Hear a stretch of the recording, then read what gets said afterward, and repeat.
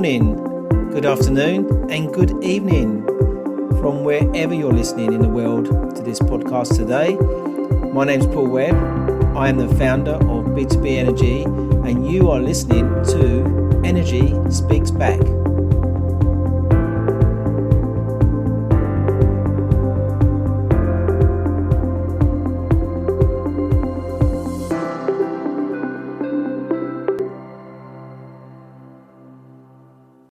Good morning, good afternoon, and good evening, and welcome to episode 16 of Energy Speaks Back. Weekly, I present to you experts from around the world. Today, we are in the USA. The subject today will be accelerating the transition to electric vehicles. Our objectives are for energy experts to gain a good understanding of energy management knowledge from around the world, which is available today to deliver savings that impact on our planet. Today, I'm joined by an expert from California.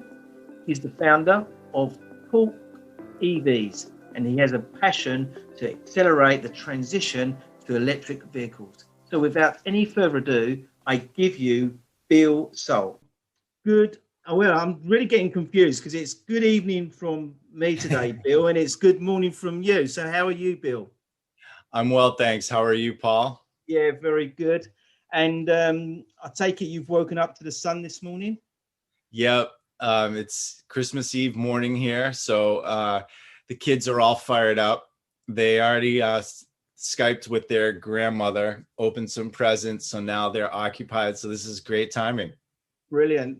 Bill, we've been talking a couple of times recently, but so I've learned a little bit about yourself, but it'd be good to know more and for you to share that with our listeners today. So can you give us some background? So I started working with in the auto industry with Toyota, and I was running social media and digital media campaigns for them. And I was lucky enough to start their social media lead gen program. It took a while. I got laughed out of a lot of meetings. You know, everyone was just like, listen, you're never going to sell a Camry on Facebook, so forget it. But what happened was we actually did, and it was really quite successful. And we, during a Tundra launch, we targeted the Gulf States Toyota region, which includes Texas. And you know, for most people, they kind of understand that F-150 is the best-selling vehicle. It's dominated by sales in Texas. Texas basically bankrolls Ford, and it's been the best-selling vehicle forever. So what we did was we conquested that area. We were pulling in a ton of leads. They closed really well, and we were off and running. I worked a lot on their alt fuel lineup. Toyota's had kind of an interesting history with alt fuel vehicles, but I was there when they had the RAV4 EV, which they scrapped. And I was also there when they had the partnership with Tesla and Elon Musk, which did not go well either, but they tried. Toyota invested in Tesla, and they did really well with that investment. So as I was working through the Prius family on a bunch of campaigns, Toyota moved to Texas. I stayed in California and decided to go off and do my own thing. Worked with agencies and OEMs to build out campaigns to target for auto shows and in-market shoppers and et cetera, and gravitated toward the electric vehicle space and did some work with electric vehicle charging companies, and now have landed with a partner, and we're developing a battery kit and motor, the whole EV conversion kit. So it would be the motor, the battery management system, the software, et cetera. And we're targeting EV conversions now. And as soon as we have that kit, we're trying to get it under $15,000, and we're pretty close. So for people who don't really know much about EV conversions, a lot of what these companies are doing is buying scrapped Teslas and on the salvage market, and they're just basically yanking the batteries and the motor out of them and then reselling the husk of the Tesla. and converting cars using the old parts. But with the dramatic decrease in cost of batteries, now that we're getting to this mythical $100 per kilowatt target, it's getting a lot cheaper. And if we can get this EV conversion kit with the battery under $15,000, we think we can kind of start to establish this market and mass produce EV conversions of cool old vehicles that people would want to buy. It's brilliant. And have you done any prototypes at the moment? You've got any that you can talk about? So we have for last mile delivery vans. My partner is in Mexico City, called E0, and owned by a guy by the name of Derek Hall. And he imports Chinese delivery vans and distributes them through Latin America. So his team has become really good at and skilled at tweaking these vehicles because, these products from China, they need to be kind of improved a little bit. Let's just leave it at that.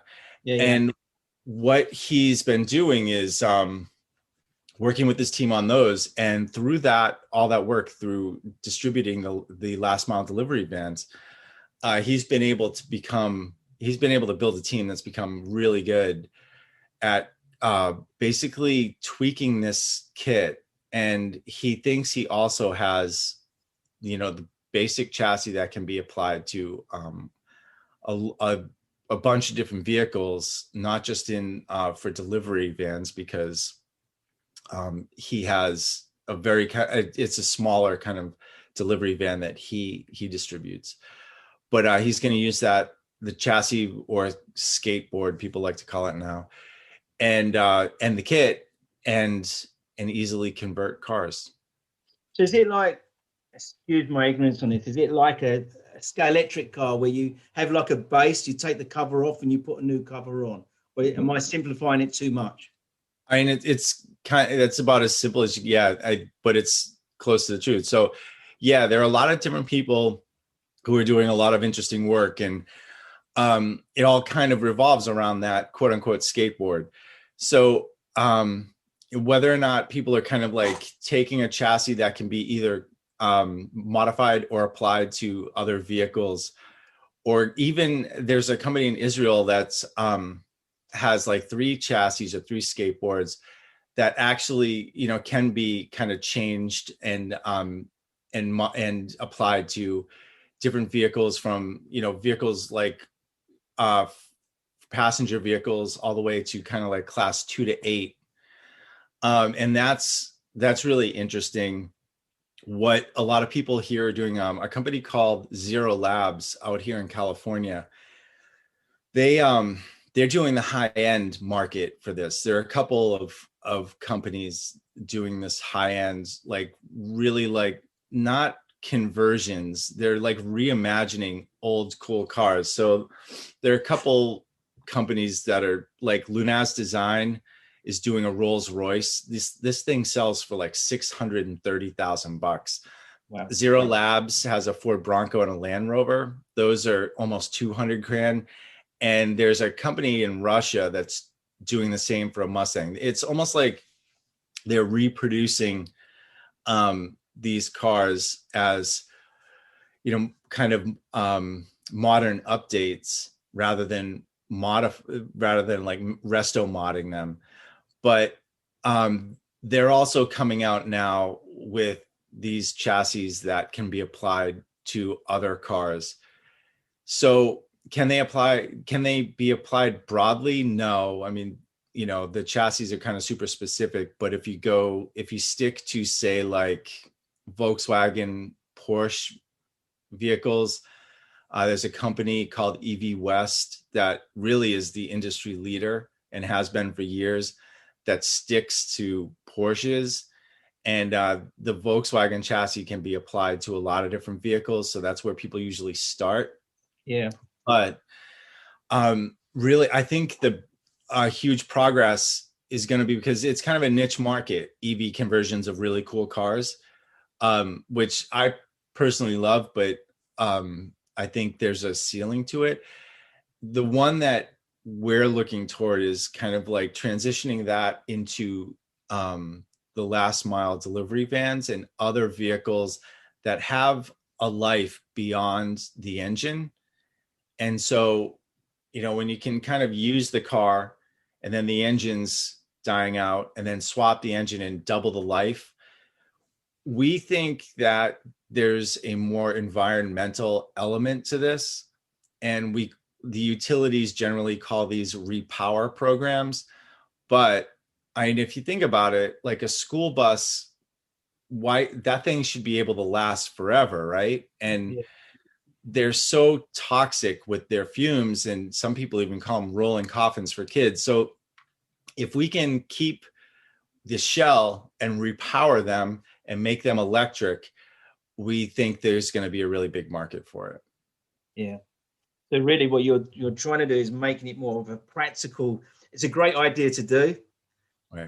but you're turning it into a practical solution regarding what we need to be doing with these old buses or old vehicles, for instance. Right. Like there are 280 million vehicles on the road in the United States.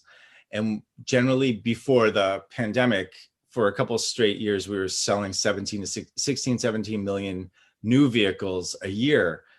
So if you have like 280 million vehicles on the road, why not just start there if we can swap this out, if it makes sense financially? Yeah. And as you say, the engine normally fades before the car, Right. Especially with like the likes of diesel and things like that. They've got a life cycle regarding the engine, and you're just going to take that engine out. Well, Yep. you're just going to put it onto a new skateboard, basically. Right. And so with like the original kind of the first movers on this it's definitely EV West and the guys with, rich old guys with Porsches. Let's be honest, like this is who is doing it. But what people realize is this, that like when you notice the fuel savings, eventually what you'll notice is the maintenance savings. And Right. if you have a really old Porsche, that thing's costly to keep on the road. And there was a kind of a watershed moment in my industry when New York City came out with their annual report a couple of years ago.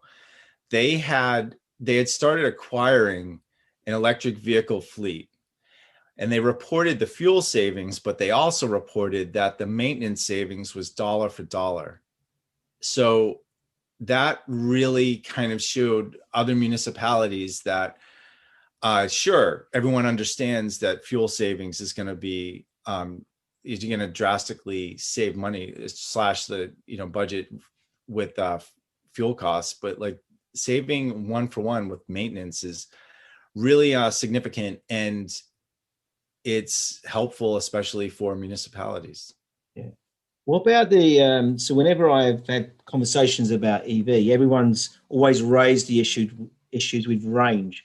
Range is a big problem at the moment because we haven't got the ranges. And if I get in my car and I've got to use it for work, for instance, I could be driving over 300 miles. So I'm going to Right. be exceeding. So by the time I get to the end of that journey, I'm going to need somewhere to plug it in Right. and quickly charge it so I can drive back again. Yep. How are you going to address those issues? It's a serious issue. Honestly, I think it's an issue that very few people encounter. And if, say, you do travel, like 300 plus, then yeah, I mean, it's going to be something that you're going to need to seriously consider. So the kit that we're working on right now is about a 30 kilowatt battery that will last about 120 miles of range. Now, for municipalities, we're targeting fixed route vehicles. So if you think about what fixed route vehicles need to be swapped out, there are a couple of really good candidates. School buses, as we mentioned, were one. They only go X amount of miles. Yeah. A really interesting scenario is a couple sanitation districts in California are looking at electric vehicles for sanitation trucks. So that's a very small fixed route, and that's really interesting. And then you have all the other class 2 to 8 vehicles, and last mile delivery vans are a great one. So Amazon is really jumping in with both feet. They have out here a partnership with Rivian to deliver 10,000 last mile delivery vans. Out by you in your world, Arrival is the big winner in this. They've really done some great work on this front. And that's And buses. Is that buses? What's that? Is that the bus people?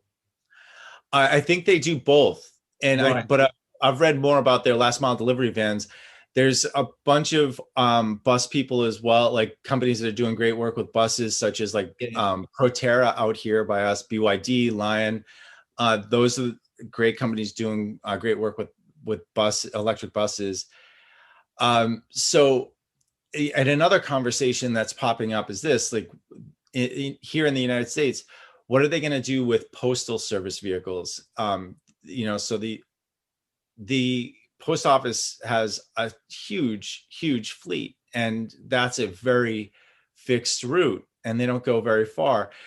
So if someone's like a traveling salesperson, and they really log some serious miles, is this ideal right now for them? Maybe not. I don't think people want to sit around waiting for a fast charger and then waiting a half hour to 45 minutes to have their vehicle charged. So we have a long way to go. But right now, with not only the infrastructure progress that we've made, but also being able to charge fixed route vehicles for municipalities overnight, just scheduling and charging, the demand response aspects and the load management for these people to actually charge off peak hours, that helps. And everyone, all the way down to there are a couple examples of police departments starting to buy Teslas, which I got to be honest with you, that really surprises me. Right. But we see a broad use of application for this, and we're starting to see these case studies roll in where it's a lot more relatable than a couple rich old guys in Southern California swapping out engines in their Porsches. That's a bit more aspirational and less functional than a municipality buying, say, like an electric school bus that they can put out for a fixed route, then charge overnight. You keep saying old guy. I'm feeling a bit old at the moment now. You keep saying old guys and looking at me thinking, I don't have a Porsche, and it's definitely isn't electric. So you got the old guys. What's the sort of market going to be for? Because that excites me a little bit, because it's seeing the old traditional vintage car being converted. Because we are suffering with that, because the likes of London, you're not allowed to take old, well, eventually, I presume now, you can't take old cars into London because of their emissions. Yep. And you guys have established a target date where you want to swap all the way over to EVs. So what we've targeted, there's several cars that we think are really good options, and we're going to start to test anything from, obviously the Porsche, the Jag E-types, Shelby Cobras.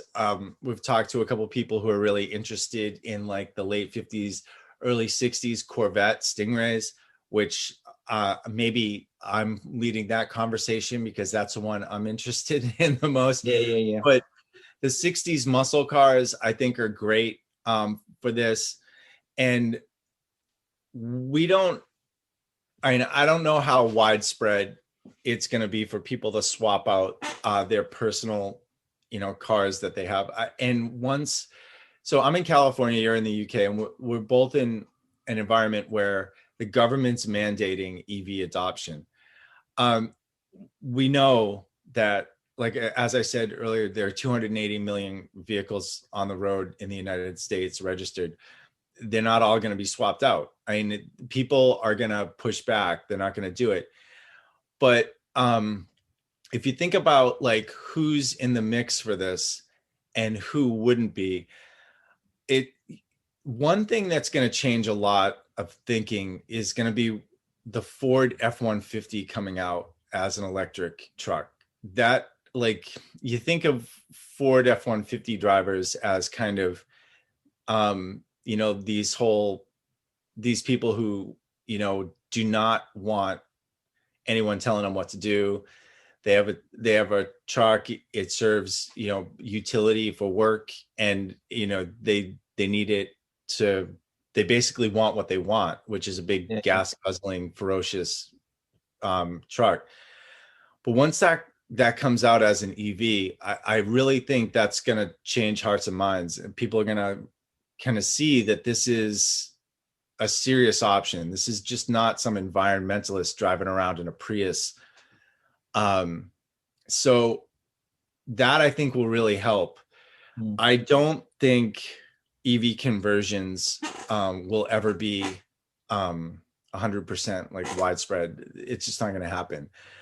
But as we chip away at, say, like, people who understand they can save, not only save the fuel, save the maintenance fees, but also like extend the life of their vehicle that they love, we can start chipping away at certain segments, and that's progress is progress, man. So that's exciting. But then also, there's other benefits regarding the speed and the torque of these things, because there's, you know, I see it on things like Top Gear. Yeah. Okay, it's a UK program regarding, and they're often putting Teslas or electric cars up against the petrol car, and Yeah. it's just ultimately leaving it behind. Yep. So we are going to get those benefits, aren't we? Well, yeah, and you know who gets this is Elon Musk, and so we have a partnership with a website, this platform Electrek, and they're pretty big. They get about 12 million unique visitors a month, and so we've talked to them quite a bit about partnering up on some of these programs that we're going to implement soon. But they've told us what works for them and what gets attention when they post certain content.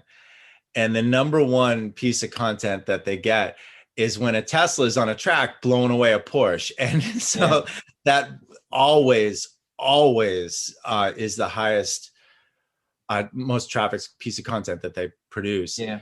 So yeah, I mean, these things are beasts when they're on the road. They're really cool and they're really functional. So that part's exciting.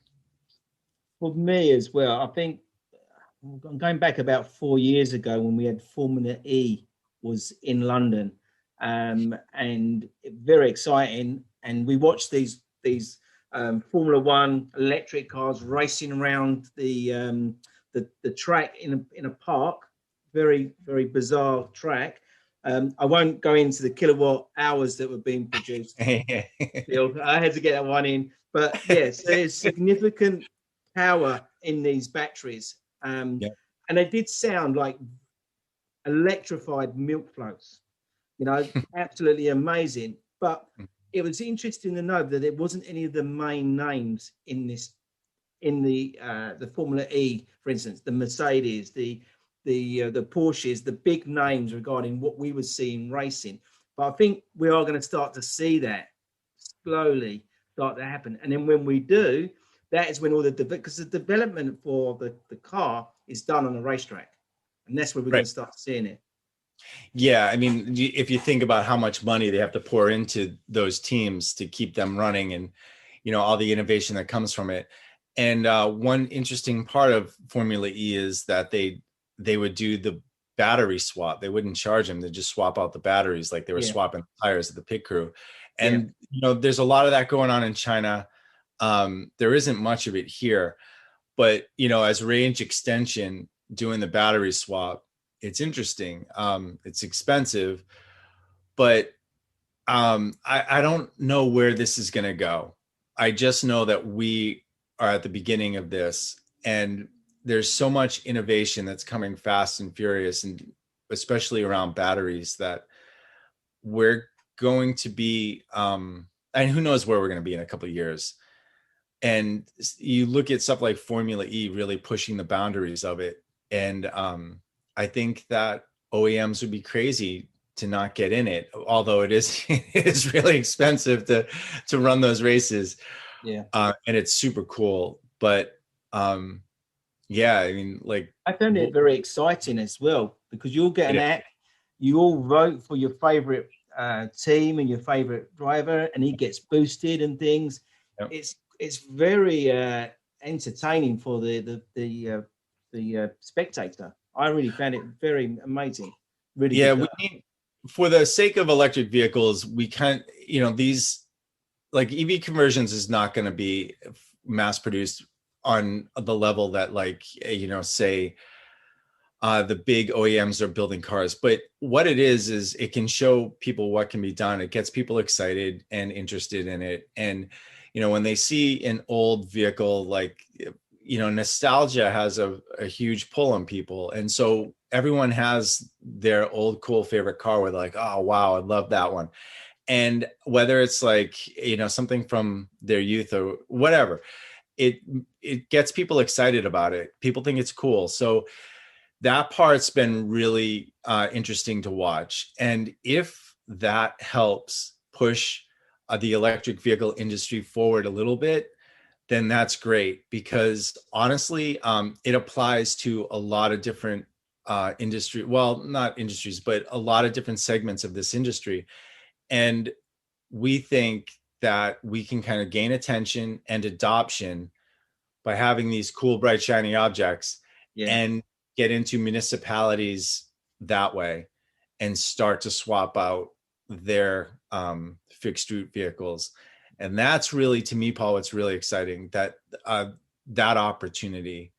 And once we get there, you're really starting to talk about widespread adoption. I think personally, electric vehicle adoption hinges on two really key elements, and that's municipal fleet, and also moms being able to drive an electric vehicle SUV around daily and plug in at a grocery store while they shop, that type of stuff. We're not quite there yet. We're getting there, but I think when those two really important segments are covered, we'll make some progress. Totally agree with you. Can I just pick up on the shiny objects? What shiny objects have you achieved any of these conversions regarding the classic car? Have you got anything that you've done so far? So we've done a Porsche Speedster. It's really cool. We also did a VW Beetle, and I think I've seen the Beetle actually. Yep, it's really cool. And what we think that's the start. And as we talked about this earlier, the Volkswagen, especially the old Beetles, they have a really reliable chassis, and one that can extend to different vehicles. And so if we can tackle that and really carve out Volkswagens and Porsches, then we're in good shape and we can move on from there. We have the Volkswagen frame that always used to be the base for every kit car. If you had to buy a kit car, you had to go and buy an old VW Beetle to then convert that. So I can see where you're going with that. Yeah. And there are some really cool kit cars that you can do, like the Shelby Cobra, stuff like that. Those are awesome. So I agree 100%. Yeah, exactly. That's exactly where we're going with it. But Bill, what's on your list? Tell me what's your shiny. Come on, you got to share that with us, because you know what mine is, but everyone loves what mine is. I love the late 50s, early 60s Corvette Stingrays. That's the one I want.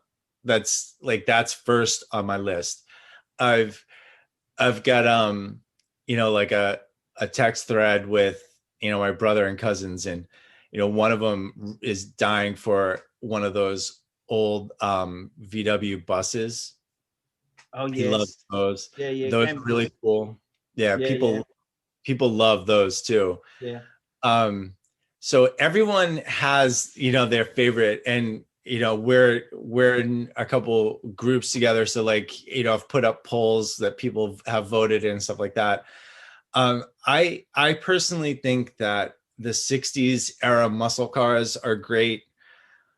People love those. And yeah, so that's kind of the niche we want to carve out. Well, I know the group we're in, I put my car up and everyone sort of laughed at me a little bit. And so mine was, my dad worked at Ford's, and it's got to be a Ford. When I was 19, I had a RS2 Ford Escort, which sounds normal, but this was an RS 2000 rally car, and it was beast on the road. Nothing touched it. It was bright orange. It was just a beautiful car. I sold that car when I was 20, going on 21. I sold that car for £1,400. Recently, I thought I'd like to go and get one as a collector's car, or whatever. It was £60,000 for me to go and buy the car. I'm thinking, I'm crazy. Why did I sell? But it wouldn't be built in bits. The engine would be no good. But what a car to convert. Yeah, and also, like if you did convert it, you could blow Nico right off the road with it, since he was the one, I think, giving you grief about picking a Ford. Yeah, he gave me a lot of stick. to my heart. He made me cry, actually. So I'm going to go on here to say that Nico made me cry by saying, rally cars are super cool. If there were a rally race for EVs, that'd be awesome. And a rally race for restaurants, that would be really cool. There's here. Look, I've got English cars. They're my choices, and then up against you, American chaps with your Corvettes. I've got no chance, have I? Mustang. Well, everyone loves the Jag E-Type, so like that's one that we've been considering next as a test. Everyone loves those things, so we there are a couple that we're kicking around right now, but right now we're fixed on getting the battery management system and the motor to under a certain price, so we can kind of like get going on this and mass produce these things. Right. Well, Bill, I didn't really I hope you've listened to some of my podcasts, because I normally like to finish the podcast with a little question back to you to put you on the spot. So is there anything that you can give our listeners back? Is there a takeaway from today, our conversation, or something from you personally? So this is what I personally would ask all the listeners to do. Test drive an EV. It's really the most important part of this. It's not a golf cart, and you'll find soon enough that it's actually can be a high performance vehicle. Like you said, like you see these videos of people kind of like lining up a Tesla versus a Porsche and blowing them off the line.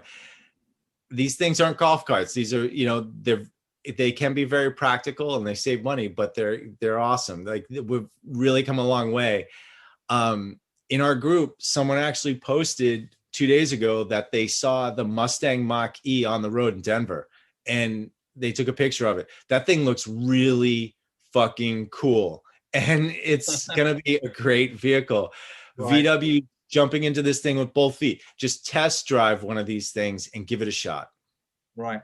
Well, Bill, I'll be honest, I haven't driven an EV car. But over the holiday season, I'm going to, just because of that. We're going to fix that. Yeah, I'm going to go and try it. I've never driven one. So, yes, that's going to be my goal for 2021 is to drive an EV. We're going to swap out a Ford rally car for you then. Yeah, brilliant. You're going to have, you've got no choice anyway. You know that, Bill, don't you? We won't talk for many years if you don't do that. You got it, man. Brilliant. Well, Bill, look, thank you very much for joining us today. It's been really great catching up. I hope you and your family have a safe Christmas. And I know you were saying earlier that your kids are already running around going mad over the Christmas excitement. I wish you a great Christmas and be safe. Thank you very much for coming today. Thank you, Paul. Thank you for joining me today on this podcast, and thank you for my special guest. Please go and check out our website on www.retrofitting.com b2benergy.co.uk, where you can see many more insights to how you can manage that third largest expense. Thank you. That just leaves me for one more thing to say. Be safe.